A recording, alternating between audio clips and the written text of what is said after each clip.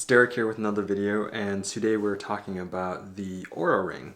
So I want to talk about the pros of the Oura Ring. So first, charges really quickly. It's kind of not so great that it has a proprietary charger, but it's a ring. It's kind of difficult not to have a proprietary charger, but it's a good design.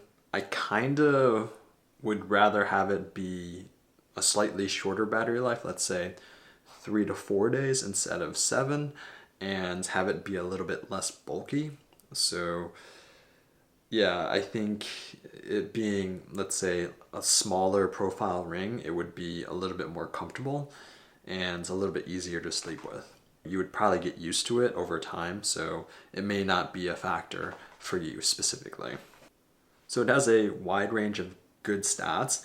I'm not so sure about all of the logic, and I'm not so sure I agree with all the logic, but it does seem to have a lot of great info and insights to how well you're sleeping and how well rested you are and if you're recovered enough. So that's something that I think most fitness watches are able to do, but they may not have the sleep tracking down as well. So, and it also just depends if you wear those watches, those fitness watches, when you sleep. I tend to not wear my fitness watch while I sleep because it's just kind of annoying to have it there. Plus, the light that it brings, it's like, if I'm rolling over or what have you, typically you have your watch a little bit looser when you sleep. And if you have a partner sleeping with you, and basically it's just a light show going on with all of the heart rate monitor and the SpO2 sensors and what have you, just blazing around the entire room, it'll kind of be a not so great experience for not just you, but your partner as well. So another thing that Oura has within their app, there are features like Calm has. If you're not familiar with Calm, you can download it on your Android or iOS device, and you can use it to help you sleep or meditate or reduce anxiety, different things like that. So it rolls all of those things into their app, which is a really cool thing. When comparing Oura to Calm, they both cost around $6 a month.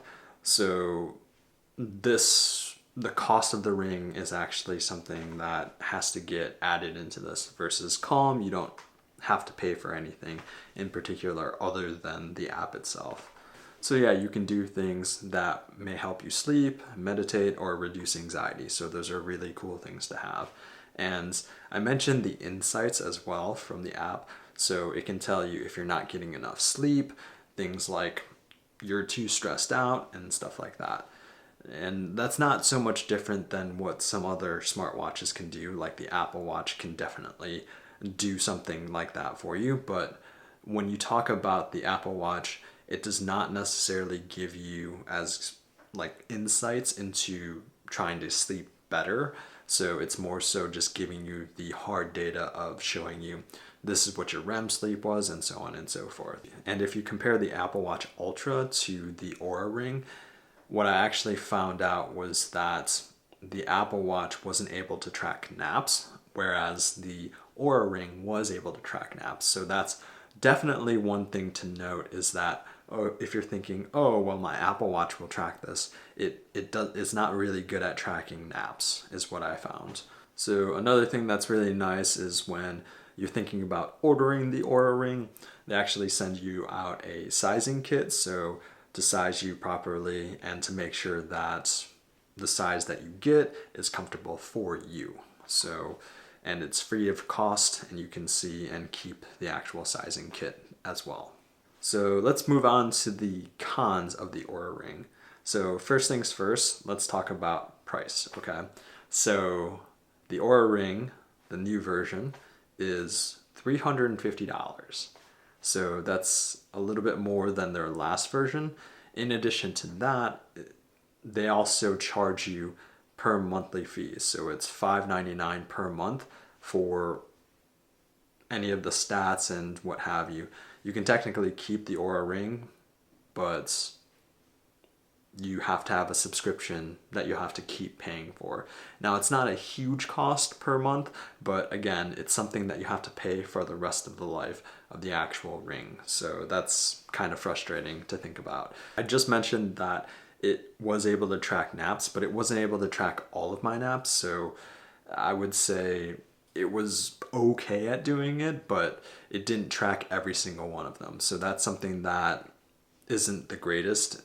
I like that it is able to track some of the naps, but I want to make sure that it can track 100% of it. That way, you don't have any issues when you're thinking about, oh, well, I'm actually more recovered than I am, and the advice that it's giving me isn't, correct. You have to keep your phone with you when you track workouts specifically.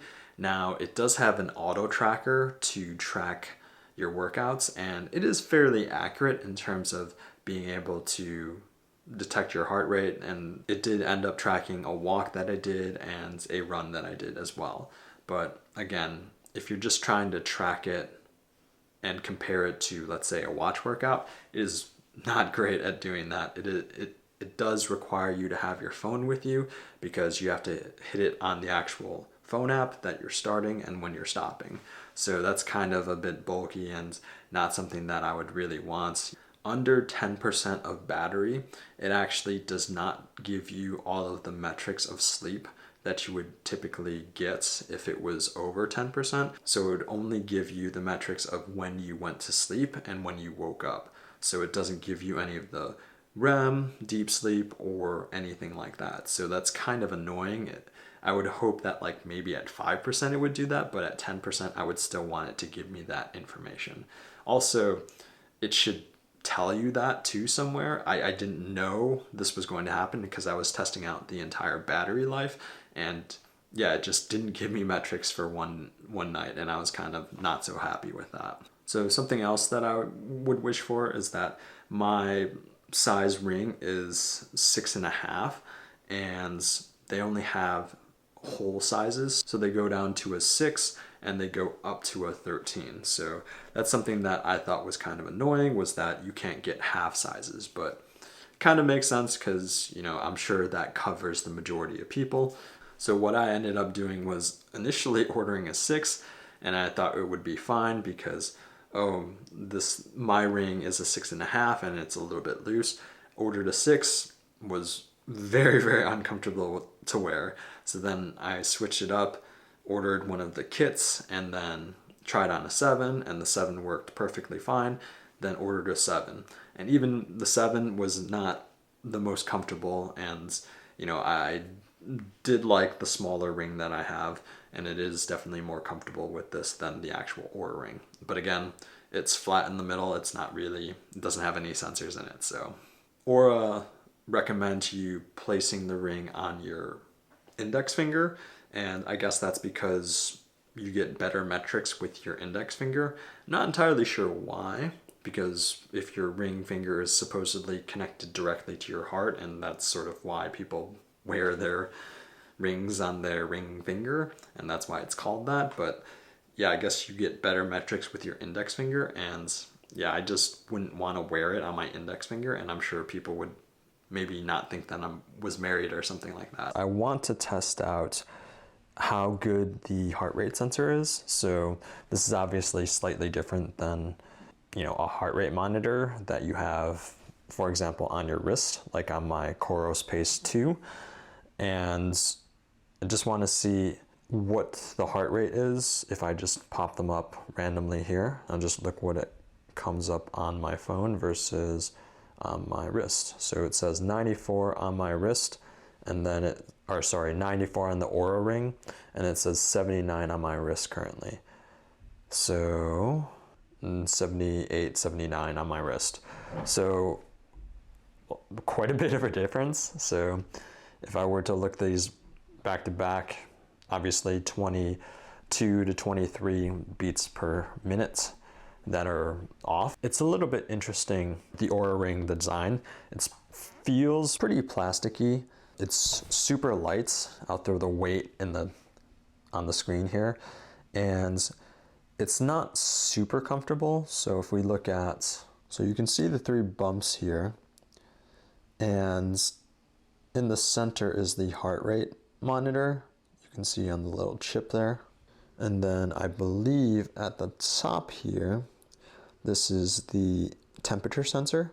So for females, you can actually check out and see if you're about to have your period or not. So that's something that's pretty cool. I did sleep last night with it on, and just looking at the overall metrics, it does look fairly accurate. It says 4 hours and 56 minutes of sleep, not great, and total duration sleeping, if you will, is 5 hours and 49 minutes. Went to bed at 2:07 and woke up at 7:56. So I don't know how correct this is. It says I was awake for 54 minutes, in REM 42 minutes, light sleep 2 hours and 40 minutes, and deep sleep an hour and 34 minutes. So what's nice is that with this Oura ring, you get some insights as well as like things you can just keep an eye out for. And it also does recovery as well. If you have any questions, leave them in the comments below. If you like the video, make sure you give it a thumbs up. And if you want to see more content like this, make sure you hit that subscribe button. And we will see you in the next video. Thank you for watching.